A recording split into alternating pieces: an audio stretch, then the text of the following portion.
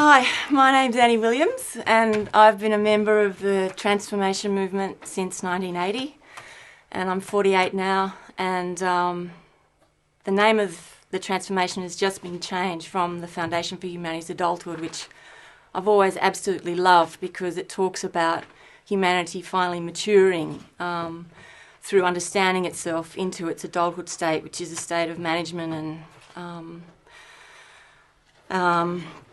and functionality. But it's been changed to the World Transformation Movement, which is just so incredibly beautiful because that is what this information does. Understanding the human condition does. It does transform you from someone that has lived, as Jeremy's explained, in the dark without understanding, to someone that lives in the dark without understanding and has all the characteristics of the human condition, of being a human at this time and at this part of the history. And so that includes all our sort of depression and darkness and shame of our unexplained state.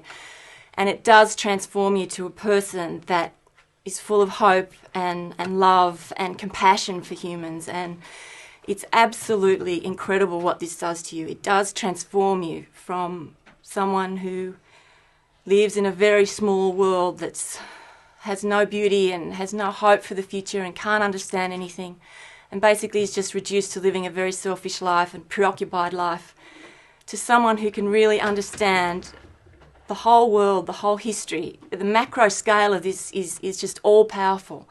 And that's why I love the word transformation, because that is exactly what it does. And people can say, you know, how does this work? How, you know, you're talking about transforming the world transformation movement, you know. God, you got to be kidding, you know. But I know I'm just one human that's lived on this planet, and I represent the rest of humans, and it's transformed me so it can transform you. And I'm not particularly smart or anything like that. I've just been lucky enough to run into this information and what it does for you is just transforming. But just a little bit of background, I guess, in terms of how I really what meant so much to me in terms of accessing the real potential and power of this information. I was at art college, and the things that were going through my mind when I was that age and that stage of my life was pretty superficial stuff. But, you know, I was studying art history and art and, you know, cultures, why there's so many different sort of cultures and different religions, and surely there's got to be a universal truth somewhere, and all those questions that run through your mind, and you have no real foundation or centre to think about things and to understand things. And when Jeremy Griffith introduced this information to me, it took me ages to really absorb it. I really want to appeal to people to keep rereading, to keep re-listening to the information, because in those early times it does need that rereading. Jeremy calls it the deaf effect, because basically we have been living in denial, so we take this state of denial, and it takes a while to sort of erode the cynicism, erode the sort of superficiality, and start actually thinking about things again. So that's a really important step. And then you sort of walk around the world, look in the world, and you are in wonder. You can sort of actually start thinking about things. You can sort of start understand what was relevant to me, women's sex object, why the world's patriarchal, what is sensitivity, what is our conscience, what is morality, and these are all answered. It's absolutely unbelievable. I can understand what my conscience is. I can understand those feelings inside me at that time. I could understand why my father was so incredibly tough and strong, and appreciate that. And it was just unravelling. Jeremy talks about an avalanche of answers, and that is exactly what it is. You almost can't keep up with it, you know. And then you're sort of skipping around in this wonderland. You can start thinking and start accounting for things, but then you do run into yourself, and you run into your own human condition and rediscover that. And And that is immensely confronting and immensely uncomfortable. And what I was, after 10 years of access and intense involvement with the transformation movement, would hit that Mexican standoff that's been talked about. And what was so significant for me was the explanation of resignation, and that is just a personal thing for me. It allowed me to, I guess, access the fundamental defence of humans, because when I could understand the difference between an unresigned and a resigned person, then I could accept how an unresigned person could think about this, live with this, live fearless of the human condition, and therefore think cleanly and explain the human condition from first principle-based biology. And that was such a key moment for me.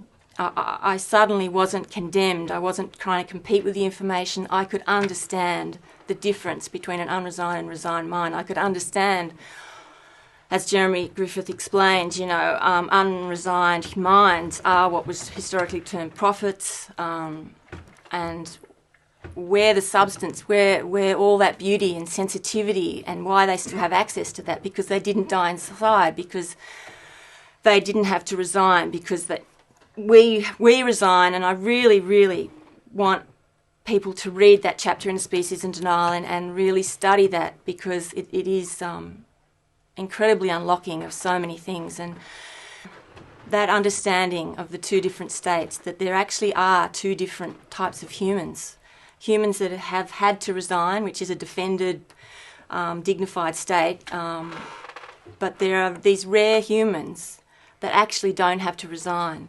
And that is a product of the right circumstances and being in an incredibly nurturing environment, and basically sort of being in a little corner where the human condition wasn't raging around them. And that was just immensely significant for me. And because I guess through that I could accept my human condition, not as a shameful state or something I should be embarrassed about or feel criticised. And then I could actually stop competing with the information and just... I remember one morning waking up just feeling free of that heaviness, free of that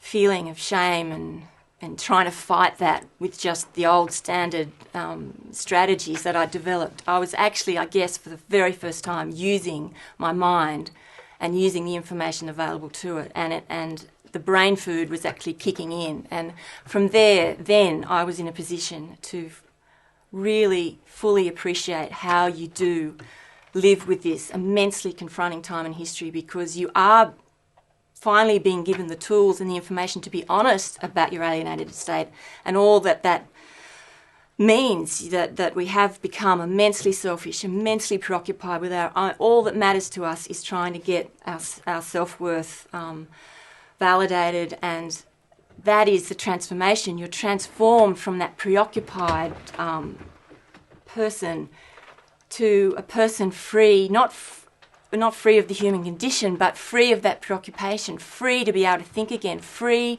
to be able to feel again, free to be able to understand everything. And then you know in that moment that if I can do this, if I can be transformed from what I was to what I'm feeling now, this is what saves the world. Because I am one human in all humans, and I've done it. And if I can do it, anyone can do it. And that is the moment of transformation. And that is what the world transformation movement is going to be taking to this planet. And it is all powerful and all exciting, because every day you know that we don't know how or when or whatever, and we've got massive challenges before us, but this information is going to sweep the world, as Jeremy Griffith said, and it is going to, like Teilhard de Chardin said, the truth will appear and it will take the world ablaze. And instead of living your life, anyway, that is the meaningfulness, and that is the wonder and the power and the incredible excitement that runs through your veins. And it's almost unbearable at times, because you know that every minute, even if you're asleep, supporting this movement saves the world, full stop. It stops all the pain, and it stops all the children having to go through what you went through.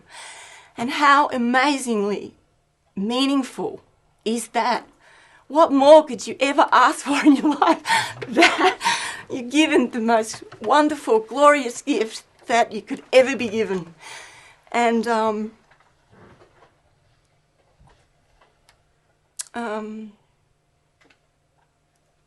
so that's